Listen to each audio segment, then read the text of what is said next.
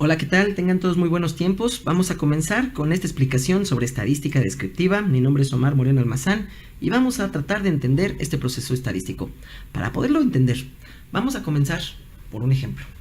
Imagínate tú que vamos a agarrar un fenómeno de estudio, un problema cualquiera, en este caso, el bajo rendimiento. Como cualquier problema, este tiene muchas variables. Si yo quisiera conocer el bajo rendimiento, tendría que comenzar por analizar todas sus variables o las variables que sean de mi interés.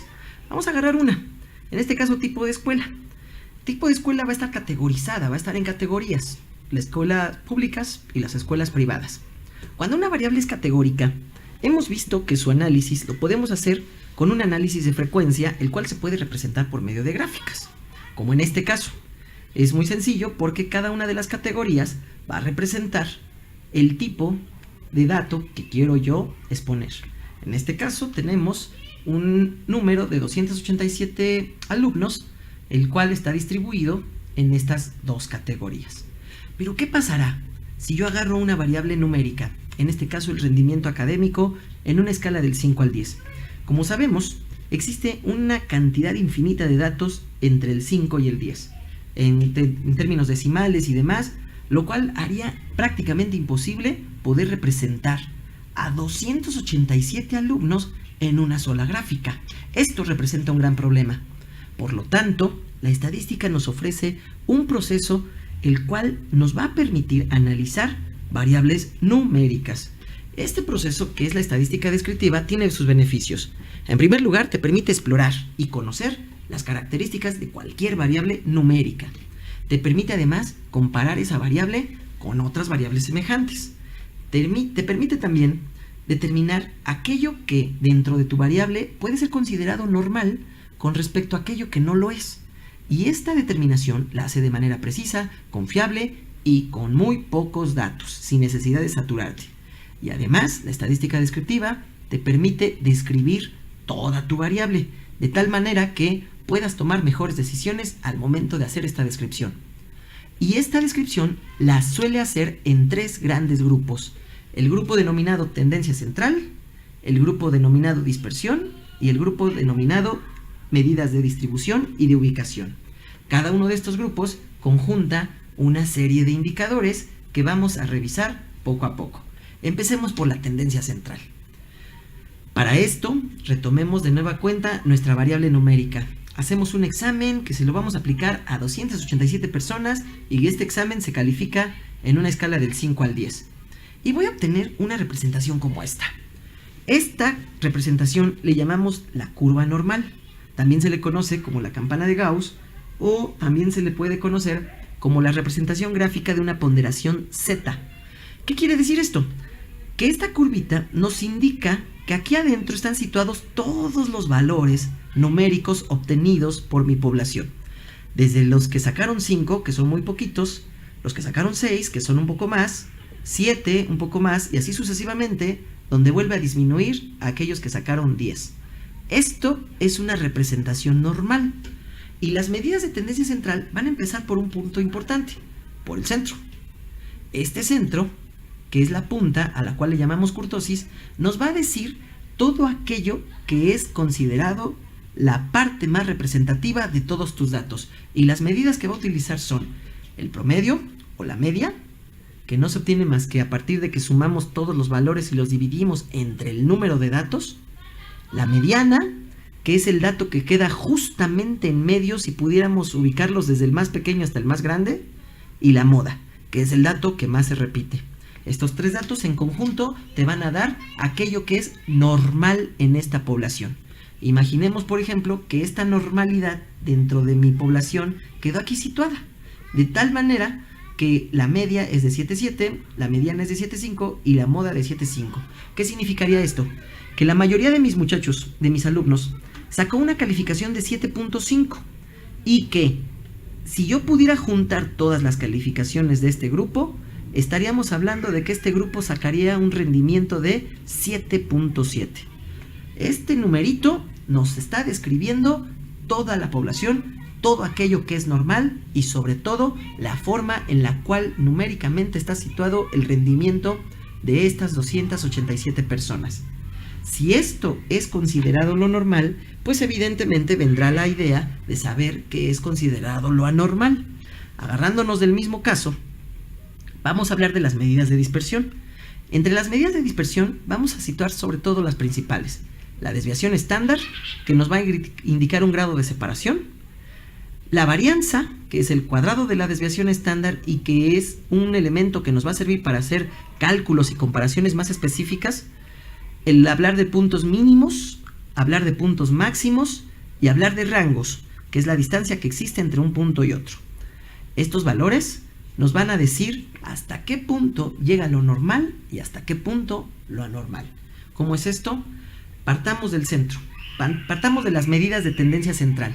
Si a partir de ahí podríamos ubicar aquello que es normal, entonces empezaríamos a ver la dispersión que existe hacia los lados en torno al centro, hasta llegar a un punto que representa tradicionalmente el 66% de todos los valores.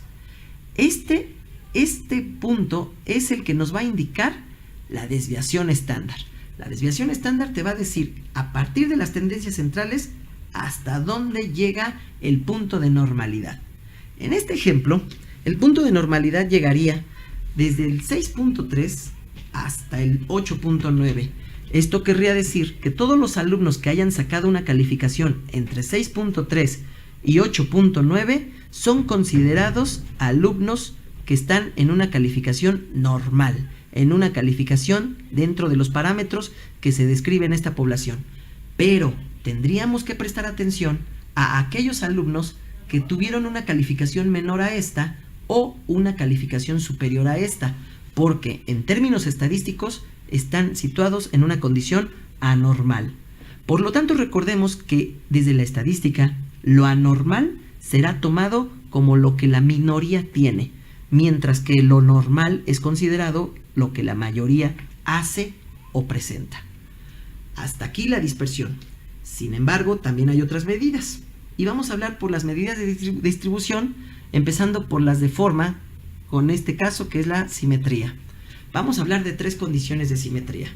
Una simetría que va a ser neutra y una asimetría negativa o positiva.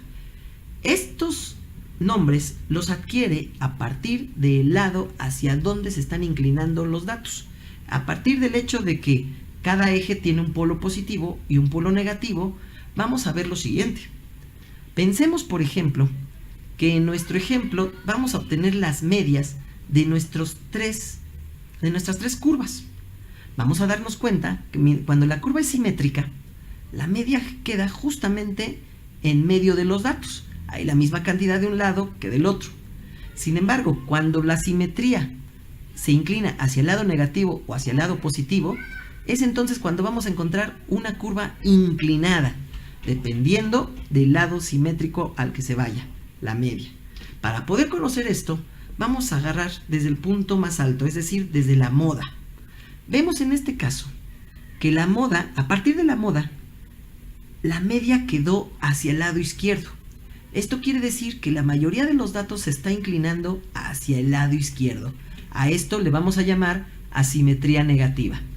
Por otra parte, cuando la moda hace ver que la media y la mayoría de los datos se va hacia este otro lado, hacia el lado derecho, entonces estamos hablando de una simetría positiva. ¿De qué nos sirve esto? Veamos el siguiente ejemplo. Pensemos que vamos a trabajar con 3 escuelas y que a esas 3 escuelas les vamos a aplicar un examen en una escala del 5 al 10. Cada una de estas escuelas presentó una curva diferente. En este caso vamos a ver qué pasó con cada una de estas escuelas. Veamos el caso de la escuela número 1. La mayoría de los muchachos obtuvo una moda de 8.2. La mayoría sacó una calificación en torno al 8.2. En el caso de la escuela número 2, la mayoría de los muchachos sacó una moda de 7.5. Es decir, está la mitad. La mitad de ellos está por debajo y la mitad de ellos está por encima de. En el caso de la escuela 3, la mayoría de los muchachos sacó una moda de 6.5. De tal modo que estamos viendo, en comparación con las 3 modas, que aquella que se acerca más al 10 es la que presenta una simetría negativa, la escuela número 1. Por lo tanto, la escuela número 1 salió mucho mejor o con mayores niveles que la escuela 2 y la escuela 3. Caso contrario pasa con la escuela 3. su moda fue la que más se acercó al nivel más bajo. En este caso, al estar la mayoría de los datos de este lado, vemos que la cola de la curva se está yendo hacia el lado positivo.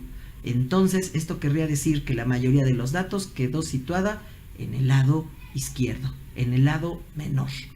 Esto nos indica que cada vez que tú encuentres una simetría negativa, quiere decir que la mayoría de los niveles son buenos o son altos, mientras que en una asimetría positiva, la mayoría de los niveles está en una condición baja. En una asimetría neutra o en un sesgo neutro, los datos están en las mismas condiciones de un lado que del otro. Por otra parte, también tenemos las medidas de distribución de kurtosis. Es algo muy parecido, solo que en lugar de hablar del sesgo hacia los lados, hablamos hacia la altura. Pensemos en una kurtosis neutra. En este caso, hablamos de una curva en la cual tiene una distribución común, una distribución equilibrada, no se va ni hacia arriba ni hacia abajo. ¿Qué pasaría si la mayoría de los datos se concentra en un solo punto? Entonces, imagínate tú en una escuela que de cada 10 alumnos, 8 tienen una calificación de 7. Entonces, tu curva se empezaría a hacer cada vez más alta y más puntiaguda. Al ocurrir eso, estamos hablando de una kurtosis leptocúrtica o una kurtosis positiva. Por el contrario, si la mayoría de los muchachos sacara calificaciones muy dispersas y muy variadas, casi la misma cantidad sacó 6, 7, 8, 9, entonces nuestra curva se haría plana. Esto significaría que la representación de estos datos es muy variada y los datos no se están concentrando en ningún punto en particular. Conviene decir que a medida de que existe una leptocurtosis, la desviación estándar se hace más pequeña. Y cada vez que la desviación estándar crece y se hace más grande, hablamos de una platicurtosis. Tanto para la simetría como para la kurtosis se miden en torno al cero. Toda vez que están en torno al cero, hablamos de un sesgo neutro, de un sesgo equilibrado. Si el número es mayor a 1, hablamos de una distribución positiva.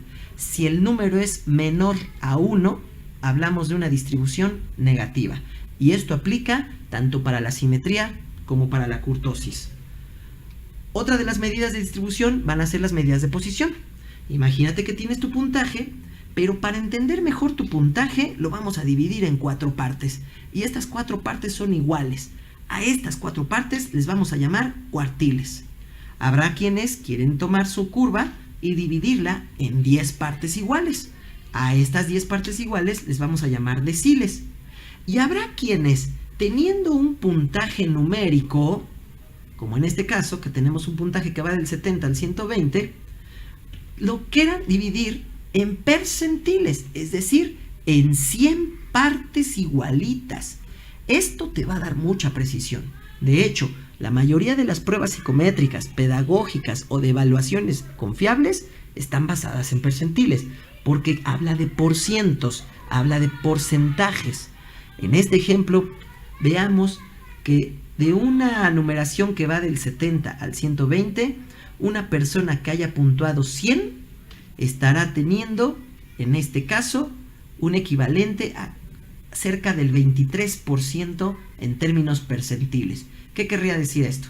Que cualquier niño que sacara 100 en esta escala estaría teniendo aproximadamente un 23% de avance o de desarrollo en comparación de los niños de su edad. Si por ejemplo uno sacara 110, a lo mejor estamos hablando de un 90% de grado de desarrollo. Si nos damos cuenta, los percentiles te van a permitir a ti ubicar con una precisión muy buena el nivel de avance, de desarrollo o de distribución de un dato numérico en términos proporcionales. Si tú logras utilizar estas 3 mediciones o estas 3 formas de medida, sin lugar a dudas vas a poder tener mayor posibilidad de describir tus datos. Y ahora sí, los datos categóricos los puedes representar con análisis de frecuencia y los datos numéricos con análisis descriptivo en todas sus condiciones. Te sugiero que leas más al respecto para que tengas mayor precisión, pero sobre todo que trates de saber hacer las interpretaciones de cada caso. Conviene además decir que cada una de estas medidas se pueden obtener con cualquier software estadístico. Hablamos de Excel, SPSS, PSPP, el software R o cualquier otro que incluya procesos estadísticos te va a ayudar a ti a obtener todos estos valores, y es cuestión solamente de saber utilizar el procedimiento adecuado. Fuera de eso, te invito a que sigamos conociendo un poquito más acerca de todos estos indicadores y a seguir fortaleciendo nuestro conocimiento. Soy Omar Moreno Almazán y te agradezco tu atención. Hasta pronto.